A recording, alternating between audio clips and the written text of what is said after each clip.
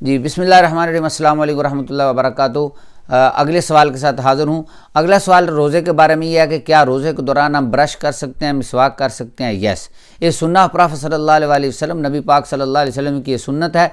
रोज़े के दौरान मिसवाक हम कर सकते हैं, ब्रश भी कर सकते हैं, अलबत्ता टूथपेस्ट नहीं यूज़ कर सकते। हम रोज़े के दौरान टूथपेस्ट नहीं यूज़ कर सकते, टूथपेस्ट के बगैर ब्रश कर सकते हैं या फिर मिसवाक कर सकते हैं। तो दोनों चीज़ों में से जो चीज़ भी मैसर हो आप उसको इस्तेमाल, और इससे ये फ़ायदा होगा कि हम जो है अपने दांतों को साफ़ कर सकेंगे।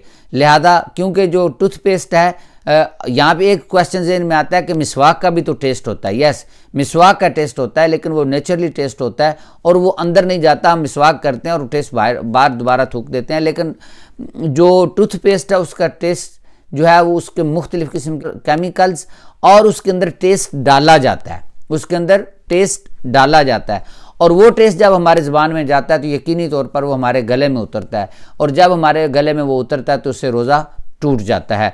तो लिहाजा इस बात का ख्याल रखें कि रोज़े के दौरान टूथपेस्ट ना इस्तेमाल करें, उसके अलावा आप ब्रश कर लें तो रोज़ा नहीं टूटता, या फिर मिसवाक करें। अगर किसी को मिल जाए तो मिसवाक नबी पाक सल्लल्लाहु अलैहि वसल्लम की सुन्नत है, लिहाजा मिसवाक से रोज़ा नहीं टूटता। आखिर में यह अर्ज़ करूँगा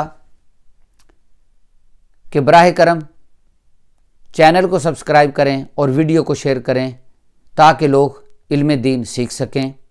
आपका कोई भी सवाल हो तो प्लीज़ कमेंट सेक्शन में जाके अपना सवाल ज़रूर सेंड करें, मैं इंशाअल्लाह लज़ीज़ उसका जवाब दूंगा। थूक मुंह के अंदर हो वो गले में चला जाए, या फिर कुछ लोगों को केरा बलगम गिरती है सर में से और गले में से सीधी अंदर जाती है, ठीक है, उन लोगों के रोज़े के बारे में क्या हुक्म है?